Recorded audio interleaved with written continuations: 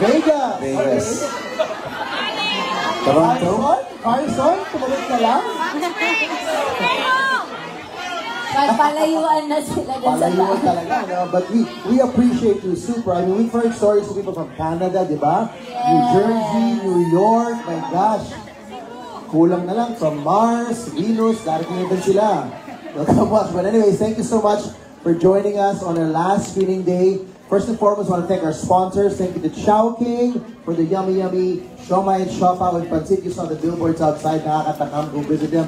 Red Ribbon, of course, the super good Mamon and everything else. Thank you to them. And Tres Marias, thank you so much, of course, for feeding us the last 2 days. And now we're here to chat a bit with Kim and Pao, a bit more about the movie. We don't want to do spoilers for those who haven't seen it, but we'll try to talk about the movie a bit. We have some magic tambiola of your questions that some of you sent to us, and Kim and Pao had fun with these the last 3 days, making all of these questions, taking them very seriously.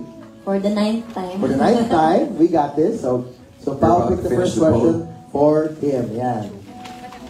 Ayan, question ko to sa'yo. Aha, Sa'yo yan. Question ko Sa'yo yan. sa'yo.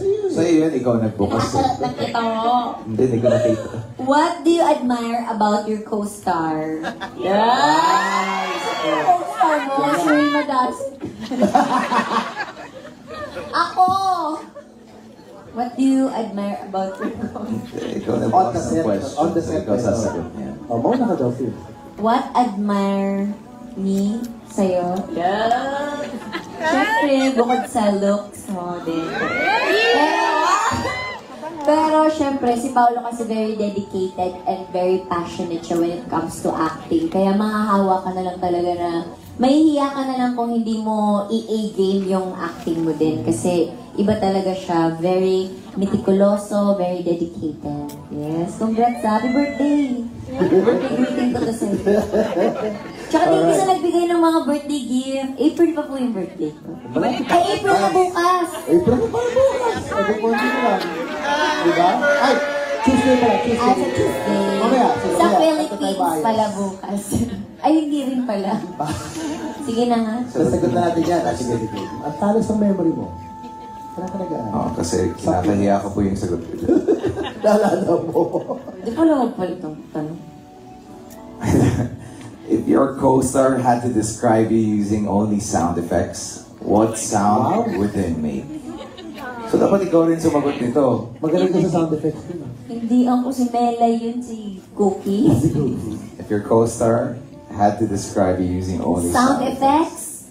Wala. Alam mo yung sa... White noise. Ano, yung kuliglig. Yung kuliglig. Kasi hindi ko siya salita eh. Crickets. Yes, kuliglig.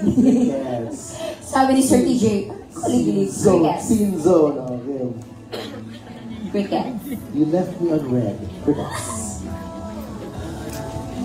What makes My Love Will Make You Disappear different from other romance or drama projects you've been part of? Ako sumagot kanina eh. Your Crickets. turn.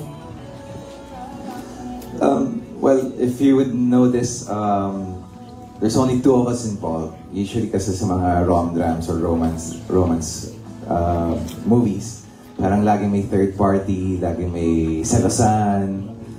Dito wala. It's just the 2 of us and circumstances na nangyayari sa buhay nila. It's the circumstances. The third party are the circumstances happening in Jolo and Sally's lives. So that's one. Yun, iba. Alright. Crickets. Kulapit na ako. Ayan. What was it like working with the director and the creative team? Yun. Parang not your first time, no? The direct side? Yes. Ano na to? Second, yung first time in What's Wrong with Secretary Yun. Kim. But that was a series. Series siya. Kamusta siya? How different and what's the experience of doing a movie? Iba si Direk Chad sa movie. Sobra talaga niyang tinutukan lahat. And parang hindi siya titigil hanggat hindi niya nagugustuhan yung take. Wow. Yes. Sabi, gusto ko patulo ka dito sa kabilang mata. Ha? Director na? Hindi naman. Pero parang hindi niya i-go pag hindi siya, pag so-so lang. Pag okay na siya, go na. Ganon. Kasi yung creative team, baka si Paolo makakasagot nun. Kasi best friends sila ng creative team. sobrang dami nilang collaborations.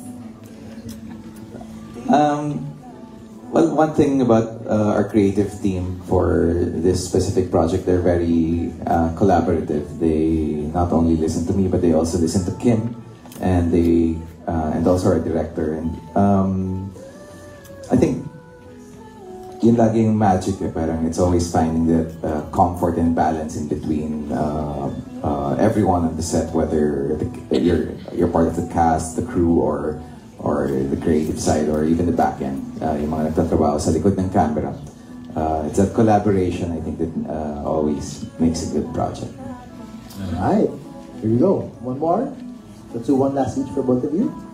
Ubusin na namin ito. Sige, ubusin na. Tatlo na lang pala eh. Ubusin na.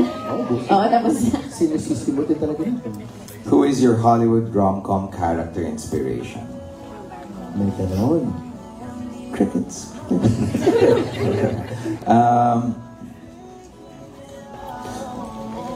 Yeah, I think it would be Adam Sandler. I like 50 First Dates. I like a lot of his. Actually, it's very chill and happy and feel good. And like our film, I feel like our film also tries to be that way, like a feel-good movie at the same time, bring more heart into it. Yeah. Yes, and dahil dyan, Ikaw, sino? ladies and gentlemen, Adam Sandler. Kuya Adam. Kuya Adam, niya ka pala. Still playing basketball. Two more. What's one thing your fans do that always surprise or touch you? Touches you? Pag nagka-cry sila. Wow! Parang pag nagka-cry sila, hello, sino ako dun? Parang ako santo.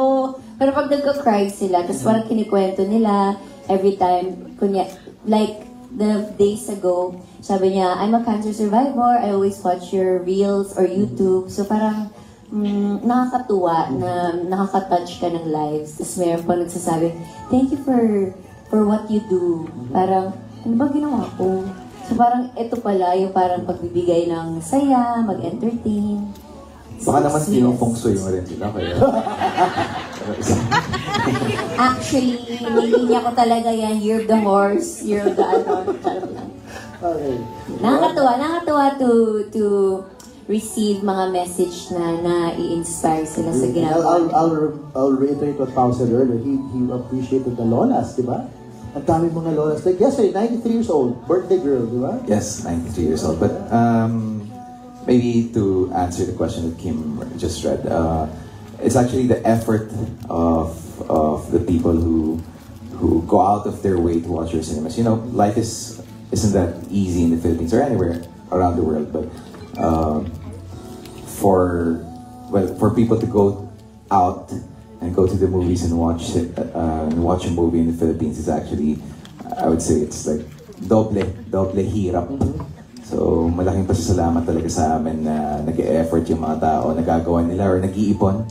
They earn as early as a month before a showing just so they could go out and support and watch your film. So that I'm very, very thankful. All right. And our last question for today is there in your hands. If you weren't actors, what career would you have pursued? Ikaw, maging astronaut ka.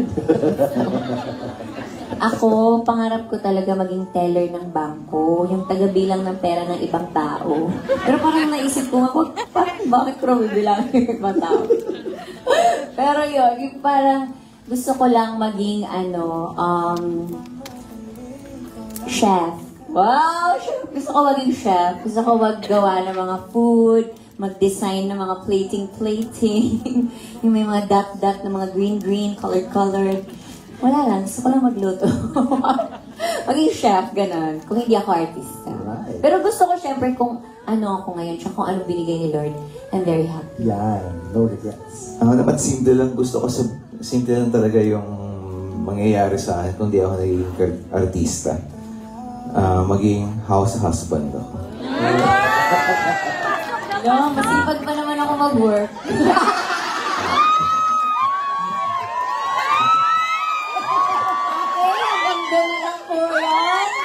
Okay, enjoy the movie. On that note, okay, final words, final message to our fans here today who made an effort to come here and join us today. Okay, and again, thank you so much for making our LA screening a memorable one. This is our last na. Pang 9th screening na since 2 days ago. Yep. So maraming salamat seeing you all happy and beautiful faces, nag-ready today. And dinala pa nila yung mga partners nila, mga hobbies na nadamay. And congratulations and thank you for supporting your partners. Mabuhay po kayo! To the husbands and boyfriends that had no choice, but to accompany their loved ones. Yes, we love it! I hope you get to have a special surprise this evening. All right, a little round of applause.